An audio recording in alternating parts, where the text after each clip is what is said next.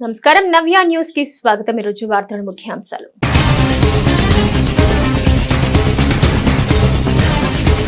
భారత్ బంద్ చీరలలో విజయవంతం। బంద్ లో భాగంగా ఆర్టీసీ డిపోలకే పరిమితమైన ఆర్టీసీ బస్సు ఎస్సీ ఎస్టీ వర్గీకరణకు వ్యతిరేకంగా నినాదాలు చేసిన ఆందోళనకారులు।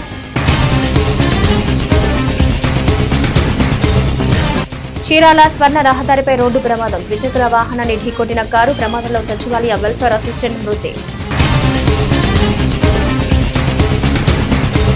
కోల్కతాలో వైద్యురాలి హత్య కేసు నిరసిస్తూ చీరాలలో జనసేన నేతల కొవ్వొత్తుల ర్యాలీ। నిందితులను కఠినంగా శిక్షించాలి డిమాండ్।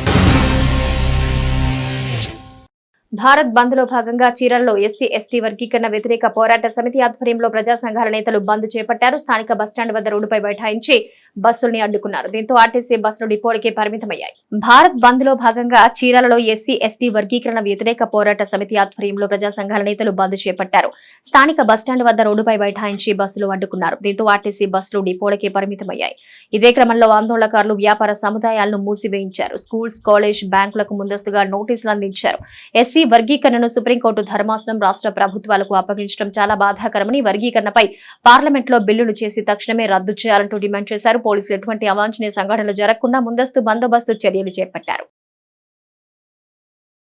ఆగస్టు 1వ తారీఖున ఏదైతే సుప్రీంకోర్టు వర్గీకరణకి అనుకూలంగా తీర్పిస్తూ క్రిమిలేయర్ పద్ధతిని అవలంబించడమే కాకుండా ఈ తీర్పు కేవలం ఆర్టికల్ 341 పరిగణలోకి తీసుకోకపోవడమే కాదు, రాజ్యాంగ విరుద్ధమైన తీర్పు। ఇప్పుడు సుప్రీంకోర్టు న్యాయమూర్తులు కానీ హైకోర్టు న్యాయమూర్తులు కానీ వ్యతిరేకంగా మాట్లాడితే కేసులు బుక్ చేస్తారు। మరి రాజ్యాంగానికి వ్యతిరేకంగా ప్రధాన న్యాయమూర్తులు సుప్రీంకోర్టు అత్యున్నత న్యాయస్థానమైన ప్రధాన న్యాయమూర్తులు తీర్పు చెబితే మరి పార్లమెంట్ ఏం చేస్తుంది? పార్లమెంట్ లో ఉన్న సభ్యులు, ముఖ్యమంత్రి, ప్రధానమంత్రి వీళ్ళందరూ ఏం చేస్తున్నట్లు? మరి మీరు ప్రధాన న్యాయమూర్తుల మీద వాళ్ళు అసలు సుప్రీంకోర్టు బెంచ్నే రద్దు చేయాలి కదా। బెంచ్ ఏదైతే 7 సభ్యులు ఉన్న బెంచ్ని రద్దు చేయాలి। పోనీ క్రిమిలేయర్ మీరు నిజంగా క్రిమిలేయర్ స్టార్ట్ చేయాలి, పెట్టాలి అంటే మరి ముందు ప్రధానమంత్రులు ఒకే కుటుంబానికి సంబంధించిన వాళ్ళు ఉన్నారు। అదే ఏది సుప్రీంకోర్టు ప్రధాన న్యాయమూర్తులు కేవలం బ్రాహ్మణ కులానికి చెందిన 50 కుటుంబాల్లో నుంచి ఈ 78 సంవత్సరాల్లో నుంచి వచ్చింది। మరి 50 కుటుంబాలు మాత్రమే ప్రధాన న్యాయమూర్తులుగా ఉండాలా? మరి అది అక్కడ క్రిమిలేయర్ వర్తించదా అని మేము అడుగుతాం। అలాగే నిజంగా క్రిమిలేయర్ చేయాలంటే ఎప్పుడో తరతరాల నుంచి ఒక పాలనలో ఉన్న వాళ్ళని ముందు తొలగించి అప్పుడు కదా నువ్వు షెడ్యూల్ క్యాస్ట్ దగ్గరికి రావాల్సింది। షెడ్యూల్ క్యాస్ట్ వాళ్ళు ఏం మాట్లాడలేరు, వీళ్ళని ఎట్టయినా విచ్ఛిన్నం చేయాలి, తద్వారా రిజర్వేషన్లు రద్దు చేయాలనే ఒక దురుద్దేశంతో ఈ రోజున రాజకీయ లబ్ధి కోసం బీజేపీ ఆడుతున్న డ్రామా ఇది। దయచేసి ప్రజలందరూ గమనించండి। మీరు గనక రాజ్యాంగబద్ధంగా గనక నడుచుకోకపోతే పాలకులు కూడా ప్రజలు మీకు తగిన గుణపాఠం చెప్తారని తెలియజేస్తూ నెల ఆగస్టు 1వ తారీఖున సుప్రీంకోర్టులో రాష్ట్రాల వారీగా ఎస్సీ ఎస్టీ వర్గీకరణ చేసుకోవచ్చని రాజ్యాంగానికి విరుద్ధంగా 341 ఆర్టికల్కి విరుద్ధంగా సుప్రీంకోర్టు పిలుపుకోవడం జరిగింది। దానికి వ్యతిరేకంగా ఈరోజు దేశ బంద్ ని పిలుపుకోవడం జరిగింది। భారత్ బంద్ ని అందరం జయప్రదం చేస్తా ఉన్నాం। దేశవ్యాప్తంగా చాలా శాంతియుతంగా జరుగుతూ ఉంది। మేము ఈ సుప్రీంకోర్టు ఇచ్చేటువంటి జడ్జిమెంట్ ని వ్యతిరేకిస్తా ఉన్నాం। ఎందుకంటే మాకు రాజ్యాంగంలో 341 ఆర్టికల్ ప్రకారం ఏదైనా వర్గీకరణ లాంటి ప్రక్రియ చేయాలి అంటే రాజ్యాంగ సవరణ చేసి దాన్ని పార్లమెంట్ లో మెజార్టీ తీర్మానంతో ఆమోదం పొందితే తప్ప ఎవరు కూడా దాన్ని కదిలించకూడదని రాజ్యాంగంలో స్పష్టంగా రాసింది। కానీ రాజ్యాంగాన్ని తొంగలో దొక్కి రాజకీయ ఒత్తిడికి లొగ్గి సుప్రీంకోర్టు ఈ పరమైనటువంటి చర్య చేయటం ఏమాత్రం కరెక్ట్ కాదు। దానికి తోడు ఎస్సీ వర్గీకరణ కాకుండా క్రిమిలేయర్ అనే విధానాన్ని ప్రవేశపెట్టమని చెప్పడం జరిగింది। ఈ క్రిమిలేయర్ విధానం అంటే ఏ కుటుంబంలోనైనా 4-5 పిల్లలుంటే ఒక పిల్లవాడికి ఉద్యోగం వస్తే మిగతా పిల్లలకి రాదు అని స్పష్టంగా వాళ్ళు ఇచ్చినటువంటి తీర్పు చెప్తా ఉంది। 296 పేజీలో 7వ పారాలో స్పష్టంగా రాసింది। దయచేసి మిత్రులు చదువుకోవాల్సిందిగా కోరుతాను। ఇలాంటిది మాకు బ్రిటిష్ వారు 1932 నుంచి 35 మధ్య జరిగినటువంటి రెండో రౌండ్ టేబుల్ సమావేశంలో అంబేద్కర్ 4 గంటల సేపు సుదీర్ఘ ప్రసంగం చేస్తే వచ్చేటువంటి ఆ గిఫ్ట్ ని ఈ రోజు తుంగలో తొక్కి ఇంకెప్పటికి కూడా రిజర్వేషన్ ఉండకూడదు అనే విధంగా సుప్రీంకోర్టు తీర్పు ఇవ్వటం ఖండిస్తా ఉన్నాం. ఇది పార్లమెంటు గమనించాలి, ప్రధానమంత్రి గమనించాలి. ఎవరైతే దీన్ని వ్యతిరేకిస్తున్నారో వాళ్ళ మనోభావాలు దెబ్బతినకుండా దీన్ని ఎట్టి పరిస్థితుల్లో కొనసాగించకుండా చట్టంలో ఈ పార్లమెంట్ చట్టం చేసి దీన్ని రద్దు చేయాలని మనం చేసుకుంటా ఉన్నాం. చీరాల స్వర్ణ రహదారిపై రోడ్డు ప్రమాదంలో యువకుడు మృతి చెందిన ఘటన వెలుగు చూసింది. కారంచేడు మండలం త్రిమూర్తిపాడు గ్రామంలో సచివాలయ వెల్ఫేర్ అసిస్టెంట్ గా విధులు నిర్వహిస్తున్న నాగార్జునారెడ్డి మృతి చెందాడు. ద్విచక్ర వాహనాన్ని కారు ఢీకొనడంతో సచివాలయ ఉద్యోగి మృతి చెందిన సంఘటన చీరాల స్వర్ణ రహదారిలో చప్టా వద్ద చోటు చేసుకుంది. ఈ ప్రమాదంలో బైక్ పై ప్రయాణిస్తున్న నాగార్జున మృతి చెందాడు. కారంచేడు మండలం తిమిరిదపాడులో సచివాలయంలో వెల్ఫేర్ అసిస్టెంట్ గా విధులు నిర్వహిస్తున్న నాగార్జునారెడ్డి స్వగ్రామమైన చీరాల మండలం కొత్తపాలెం నుంచి ఉద్యోగం నిమిత్తం తిమిరిదపాడుకు వెళుతూ ఉండగా ప్రమాదం చోటు చేసుకుంది. ఎదురుగా వస్తున్న కారు ఢీకొని ద్విచక్ర వాహనంపై ప్రయాణిస్తున్న నాగార్జునకు తీవ్ర గాయాలయ్యాయి. కాగా చికిత్స నిమిత్తం చీరాల ప్రభుత్వ వైద్యశాలకు తరలించగా అప్పటికే మృతి చెందినట్టు వైద్యులు నిర్ధారించారు. ఘటనపై కేసు నమోదు చేసుకున్న పోలీసులు దర్యాప్తు చేపట్టారు. కలకత్తాలో వైద్య విద్యార్థినిపై జరిగిన దారుణ అత్యాచార ఘటనను ఖండిస్తూ చీరాల పట్టణంలో జనసేన పార్టీ ఆధ్వర్యంలో నాయకులు కొవ్వొత్తుల ప్రదర్శన నిర్వహించారు. నిందితులకు కఠినంగా శిక్ష విధించాలని డిమాండ్ చేశారు. చీరాల పట్టణంలో జనసేన పార్టీ ఆధ్వర్యంలో కలకత్తాలో వైద్య విద్యార్థినిపై జరిగిన దారుణ అత్యాచార ఘటన ఖండిస్తూ చీరాల పట్టణంలో జనసేన పార్టీ నాయకులు కొవ్వొత్తుల ప్రదర్శన నిర్వహించారు. నిందితులకు కఠినంగా శిక్ష విధించాలని డిమాండ్ చేశారు. ఈ సందర్భంగా పలువురు నాయకులు మాట్లాడుతూ ఓ మహిళా వైద్యురాలి పట్ల కర్కశంగా ఈ తరహా దాడులు జరగడం చాలా దురదృష్టకరమన్నారు. ఇటువంటి ఘటనలు తిరిగి పునరావృతం కాకుండా కేంద్ర రాష్ట్ర ప్రభుత్వాలు చర్యలు చేపట్టాలన్నారు. ఇంతటి ఘాతుకానికి పాల్పడిన నిందితులకు ఉరి శిక్ష విధించాలని డిమాండ్ చేశారు. చరిత్రలో నేటి ముఖ్యమైన ఘటనలు ఒకసారి చూద్దాం.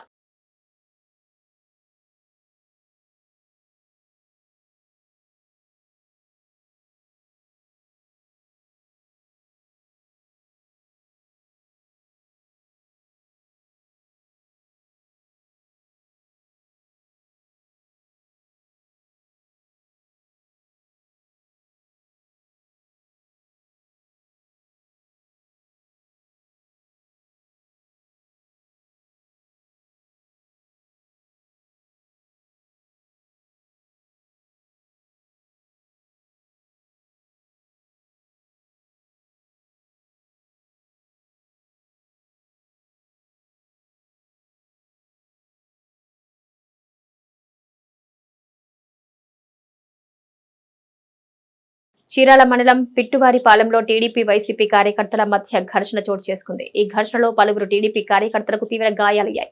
చీరాల మండలం పిట్టువారిపాలెంలో టీడీపీ వైసీపీ కార్యకర్తల మధ్య ఘర్షణ చోటు చేసుకుంది. ఈ ఘర్షణలో పలువురు టీడీపీ కార్యకర్తలకు తీవ్ర గాయాలయ్యాయి.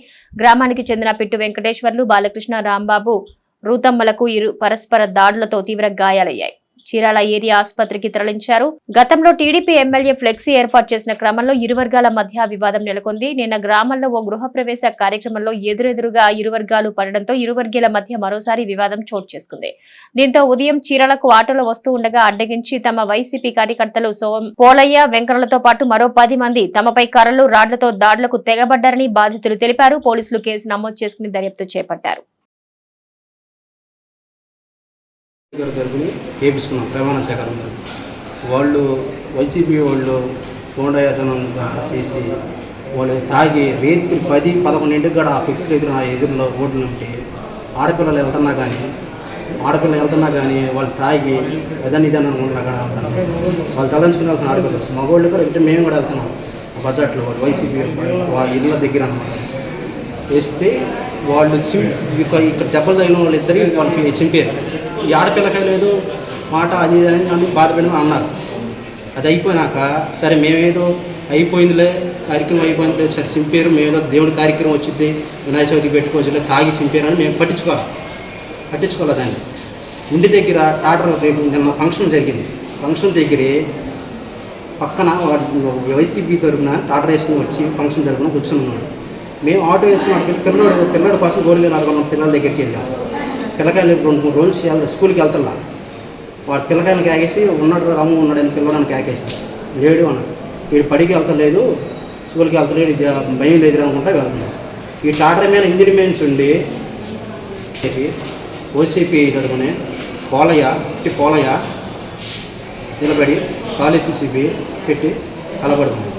అది జరిగిపోయినాక అంతటితో అయిపోయింది. నిన్నటితో అయిపోయినాక ఈరోజు నేను ఉదయం ఆటో వేసుకుని రోడ్డు మీదకి నేను ఆటో తోలుకుంటాకి బయటకు బయలుదేరుతున్నాను.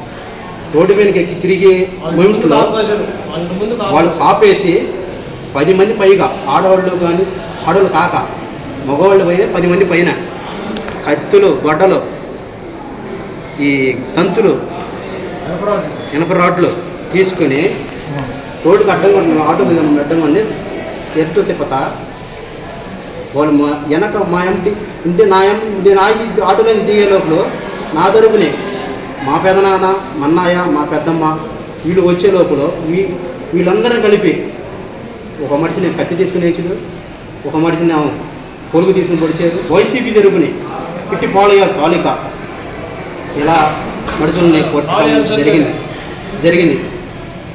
అది ఉదయం 6:30 గంటకి, పొద్దున పూట 6:30కి మా వాళ్ళకి 4 తగిలి, 3 మగవాళ్ళకి 1 ఆడమనిషి. చీరాల మండలం ఆదినారాయణపురం వద్ద ఈ నెల 6వ తేదీన జరిగిన సయ్యద్ ఆరిఫ్ యువకుడి హత్య కేసులో పరారీలో ఉన్న మరో 2 నిందితులు గరిక మహేంద్ర, ఖరీదుల వంశీకుమార్ ను 2వ పట్టణ పోలీసులు అరెస్ట్ చేశారు. హత్య నేరానికి ఉపయోగించిన స్కార్పియో వాహనాన్ని సీజ్ చేశారు. ఆగస్టు 12వ తేదీన ఆరిఫ్ హత్య కేసులో నిందితులైన మరో 6 నిందితులను పోలీసులు రిమాండ్కు తరలించారు. డిగ్రీ 2వ సంవత్సరం చదువుతున్న ఆరిఫ్ చీరాల నుంచి స్వగ్రామం ఈపురుపాలెంకు సైకిల్పై వెళుతూ కారుకు సైడ్ ఇవ్వలేదని ఆదినారాయణపురం వద్ద కారులో ప్రయాణిస్తున్న 8 మంది దుండగులు కత్తులతో పొడిచి హత్య చేశారు. అరెస్ట్ చేసిన 2 నిందితులను కోర్టులో హాజరుపరిచి త్వరితగతిన ఛార్జ్షీట్ దాఖలు చేసి నిందితులకు శిక్షలు పడేలా చూస్తామని డీఎస్పీ జగదీష్ నాయక్ మీడియాకు తెలిపారు. ముఖ్యంగా ఈ నెల 6వ తేదీ జరిగినటువంటి మర్డర్ కేసులో మిగిలిపోయిన ముద్దాయిలు మహేంద్ర అండ్ వంశీ వాళ్ళిద్దరిని కూడాను ఈరోజు పట్టుకోవడం జరిగింది. సో వాళ్ళ దగ్గర నుండి ఏదైతే క్రైమ్ వెహికల్ వాడారో ఆ వెహికల్ని కూడాను సీజ్ చేశాం. సో ఈ కేసులో మొత్తం 8 మంది ముద్దాయిలు, అందరినీ అరెస్టు చేసేసాం. సో ఇంకా మిగిలింది సరైనటువంటి ఎవిడెన్స్ను కలెక్ట్ చేసి ఛార్జ్షీట్ వితిన్ ది టైంలో ఛార్జ్షీట్ ఫైల్ చేసి ప్రాసిక్యూషన్కి బాగా జరిగేటట్లు చూసి వీళ్ళకి అందరికీ కన్విక్షన్ పడేటట్లు చూస్తాము. అంతేకాకుండా శాంతి భద్రతలు, లా అండ్ ఆర్డర్ సిచ్యువేషన్ ఒక క్రమశిక్షణలో ఉండేటట్లు చూస్తాం. ఇట్లాంటి నేరాలు జరుపుకోకుండా అదుపు చేయడం కోసం మా ఎస్పీ గారు చెప్పినటువంటి ఏదైతే ఇన్స్ట్రక్షన్స్ ఉన్నాయో ఆ ఇన్స్ట్రక్షన్ అన్నీ తూచా తప్పుకోకుండా ఫాలో అయ్యి సో చీరాల టౌన్లో ఎటువంటి శాంతి భద్రతలు జరుపుకోకుండా శాంతియుత మార్గంలో చీరాల మంచి బాగుంది లా అండ్ ఆర్డర్ అనేటట్లుగా పనిచేస్తామని ఈ సభాముఖంగా మీకు తెలియజేస్తున్నాం. నేను పూర్వ ప్రజలకు రిక్వెస్ట్ చేసేది ఏమంటే, బాపట్ల జిల్లా కలెక్టరేట్ లో పారిశ్రామిక అభివృద్ధికి గాను 2024 నుంచి 2029 సంవత్సరానికి గాను ఎంఎస్ఎంఈ వ్యవస్థాపకత, ఆహార శుద్ధి పరిశ్రమల విధాన రూపకల్పనకు వివిధ పరిశ్రమల వర్గాల నుంచి సలహాలు, సూచనలు స్వీకరణ ప్రక్రియ జాయింట్ కలెక్టర్ సుబ్బారావు అధ్యక్షతన నిర్వహించారు.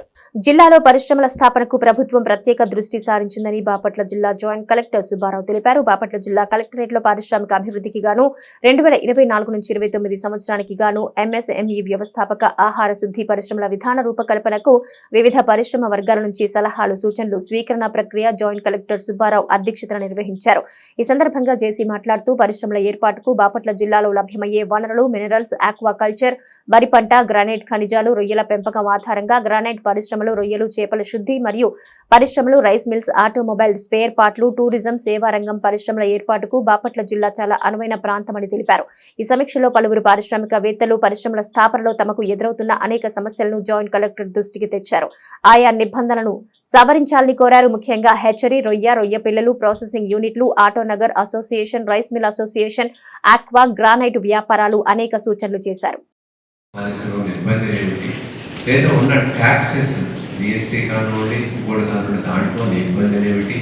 అలాగే సింగిల్ లైన్ పార్కుల్లో ఆన్లైన్ పర్మిషన్స్లో ఉన్న ఇబ్బందులు కానివ్వండి, లేకపోతే ఇంకా ఇండస్ట్రీ ఫేస్ చేస్తున్న ప్రాబ్లమ్స్ ఏదైనా ఉన్నాయా, పాలసీని ఎగ్జిస్టింగ్ పాలసీ ఏమిటన్న ముందు మనకు తెలియాలి.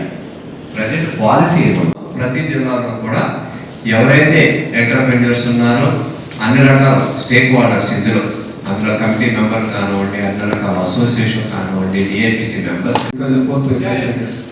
So regulatory reforms. So the regulatory reforms must be streamlined regulations. has to be there. In that, reduce the number of unnecessary regulations and simplify existing ones. That is risk based. మీరు already వచ్చారు కాబట్టి మీకు feedback sheet ఇచ్చారు కాబట్టి ఆ sheet fill up చేసి ఇచ్చేస్తే same communicate చేస్తుంది. ఇప్పుడు స్టేట్ వాటర్ కన్సల్టెన్సీ మీటింగ్ అయిపోయింది. ఎవరైతే ఉన్నారో అసోసియేషన్స్ వాళ్ళు అంటే డిఐబిసి మెంబర్స్ ఎవరైతే ఉన్నారో వాళ్ళు ఉండి మిగతా వాళ్ళు బయటికి. నేటి తిరుమల తిరుపతి సమాచారం ఒకసారి పరిశీలిద్దాం. తిరుమలలో భక్తుల రద్దీ కొనసాగుతోంది. వివిధ ప్రాంతాల నుంచి వచ్చిన భక్తులతో 13 కంపార్ట్మెంట్లు నిండిపోయాయి. టోకెన్లు లేని భక్తులకు 8 గంటల్లో సర్వదర్శనం కలుగుతుందని టీటీడీ అధికారులు తెలిపారు. నిన్న స్వామివారి 75,109 మంది భక్తులు దర్శించుకోగా 30,285 మంది తలనీలాలు సమర్పించుకున్నారు. భక్తులు సమర్పించుకున్న కానుకల ద్వారా హుండీ ఆదాయం 3.40 కోట్లొచ్చిందని వివరించారు. చీరాల వేటపాలెం బైపాస్ లో జరిగిన రోడ్డు ప్రమాదంలో ఓ బాలిక మృతి చెందగా 3 తీవ్రంగా గాయపడ్డారు. వాడరేవులో ఉన్న సోదరి చేత రాఖీ కట్టించుకుని స్వగ్రామం అడవిదిపాలెంకు ద్విచక్ర వాహనంపై ప్రయాణిస్తూ ఉండగా ఘటన చోటు చేసుకుంది. అప్పటి వరకు ఆనందంగా రాఖీ పండుగ జరుపుకుంటున్న కుటుంబంలో రోడ్డు ప్రమాదం పెను విషాదాన్ని నింపింది. బాపట్ల జిల్లాకి చెందిన గంజాం మండలం అడవిదిపాలెం గ్రామానికి చెందిన వెంకటేశ్వర రెడ్డి రాఖీ పండుగ కావడంతో చీరాల మండలంలో పచ్చమగిలి గ్రామంలో తన చెల్లితో రాఖీ కట్టించుకునేందుకు భార్య 2 పిల్లలతో కలిసి వెళ్లారు. పండుగను కుటుంబ సభ్యుల మధ్య ఎంతో ఆనందంగా జరుపుకున్నారు. తిరిగి తన ద్విచక్ర వాహనంపై వెంకటేశ్వర రెడ్డి అనే రైతు భార్య లలిత, కుమార్తెలు రేణుక, నందినిలతో తిరిగి వెళ్తూ ఉండగా ఒంగోలు వైపు నుంచి అతివేగంగా వచ్చిన కారు ఢీకొనడంతో నందిని అక్కడికక్కడే మృతి చెందింది. మరోవైపు భార్య లలిత, మరో కుమార్తె రేణుకకి తీవ్ర గాయాల పాలయ్యారు. కాగా ప్రమాదంలో గాయాల పాలైన క్షతగాత్రులను చీరాల ప్రభుత్వ వైద్యశాలకు తరలించారు. తండ్రి వెంకటేశ్వర రెడ్డి పరిస్థితి విషమంగా ఉండడంతో మెరుగైన వైద్యం కోసం గుంటూరు తరలించారు. ఘటనపై కేసు నమోదు చేసిన వేటపాలెం పోలీసులు దర్యాప్తు చేపట్టారు.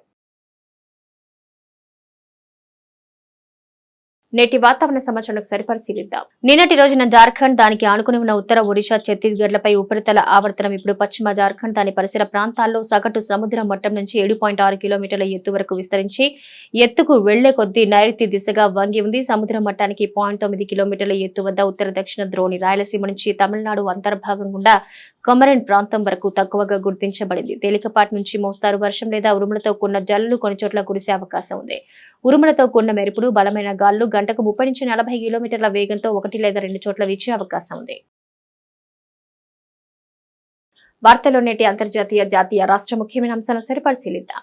ఇరాన్ లో ఘోర బస్సు ప్రమాదం చోటు చేసుకుంది. పాకిస్తాన్ నుంచి యాత్రికులతో వెళుతున్న బస్సు బోల్తా పడింది. ఈ ఘటనలో సుమారు 30 మందికి పైగా ప్రాణాలు కోల్పోయినట్టు అంతర్జాతీయ మీడియా వెల్లడించింది. పాకిస్తాన్ లోని దక్షిణ సింధ్ ప్రావిన్స్ లో గల లార్కానా నగరానికి చెందిన సుమారు 53 మంది ఇరాన్ కు షియా యాత్రకు బయలుదేరి వెళ్లారు. వీరు ప్రయాణిస్తున్న బస్సు సెంట్రల్ ఇరాన్ ప్రావిన్స్ యాజ్డో మంగళవారం అదుపు తప్పి బోల్తా పడింది. ఈ ఘటనలో 28 మందికి పైగా ప్రాణాలు కోల్పోయినట్లు స్థానిక అధికారిని ఉటంకిస్తూ ప్రభుత్వ ఆధ్వర్యంలోని IRNA వార్తా సంస్థ నివేదించింది. మరో 23 మంది గాయపడ్డట్టుగా పేర్కొంది. బస్సు బ్రేకింగ్ సిస్టమ్ లో సాంకేతిక లోపం వల్ల ప్రమాదం జరిగినట్టు అధికారులు భావిస్తున్నట్టు తెలిపింది.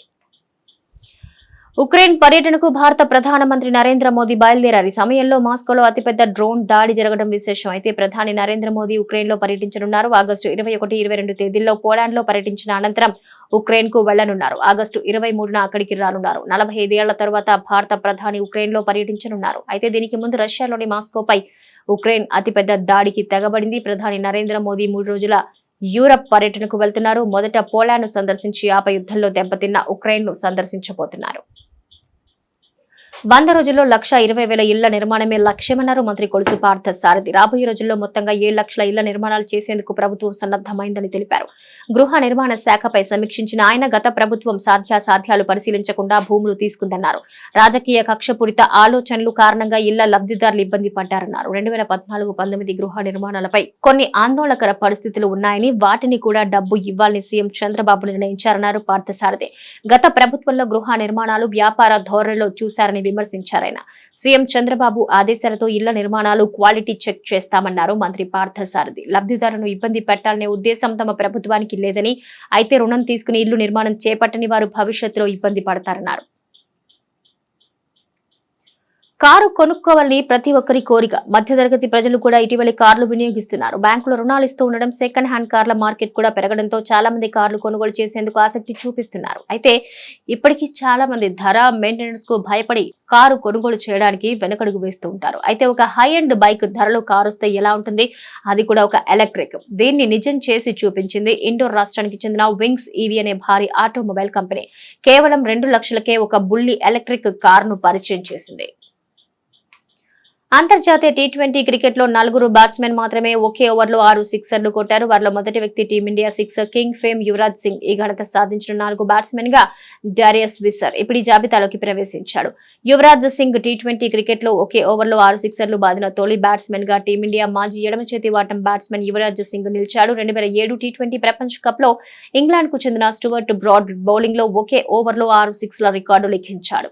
కిరణ్ పోలార్డ్ యువరాజ్ సింగ్ తర్వాత టీ20 క్రికెట్ లో ఒకే ఓవర్లో 6 సిక్సర్లు బాదిన రెండో బ్యాట్స్మెన్ గా వెస్టిండీస్ కు చెందిన కిరణ్ పోలార్డ్ నిలిచాడు. 2021లో పోలార్డ్ శ్రీలంక ఆటగాడు అఖిల ధనంజయ ఓవర్లో 6 సిక్సర్లు కొట్టి రికార్డు సృష్టించాడు.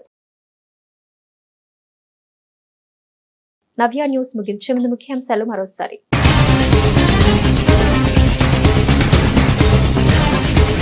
భారత్ బంద్ చీరలలో విజయవంతం. బంద్ లో భాగంగా ఆర్టీసీ డిపోలకే పరిమితమైన ఆర్టీసీ బస్సు ఎస్సీ ఎస్టీ వర్గీకరణకు వ్యతిరేకంగా నినాదాలు చేసిన ఆందోళనకారులు.